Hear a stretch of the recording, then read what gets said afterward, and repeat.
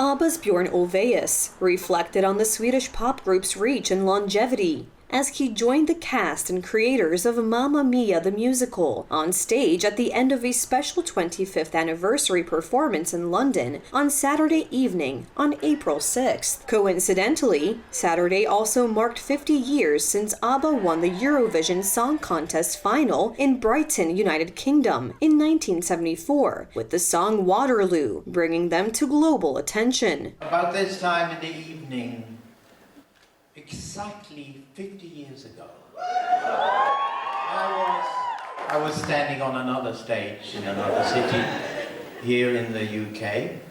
It was the second time I entered that stage that night because me and my 3 bandmates had been called back to perform our song a second time. Because the juries of the Eurovision final had delivered their verdicts. 0 point from the UK. We knew that.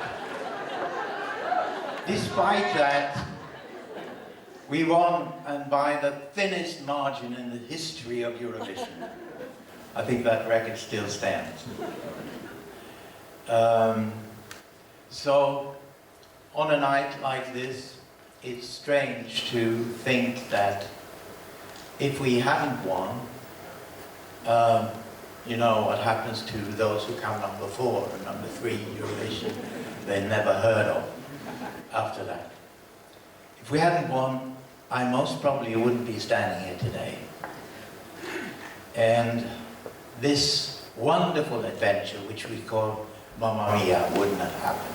Mamma Mia, composed by Ulvaeus and his ABBA band, mate Benny Andersson, and based on their songs, originally opened in London's West End on April 6, 1999. The show, written by Katherine Johnson and directed by Phillida Lloyd, centers around a mother and daughter with 3 possible fathers. According to its creators, over 70 million people have seen productions of the show in more than 450 cities around the world, staged in 16 different languages. It has also led to 2 blockbuster movies. The fact that somehow ABBA has managed to touch so many millions of lives around the world, generation after generation.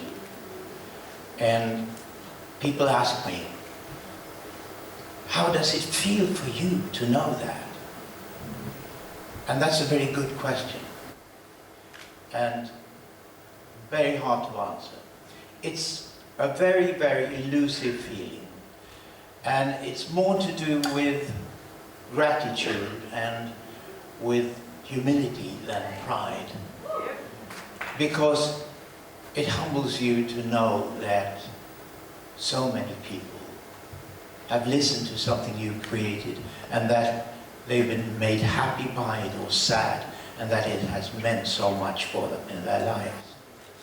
And it's very, very difficult to fully emotionally grasp that, at least for me. With its 25-year run, Mamma Mia becomes the 3rd longest-running musical in West End history, after Les Miserables, which made its debut in 1985, and The Phantom of the Opera, launched a year later in 1986.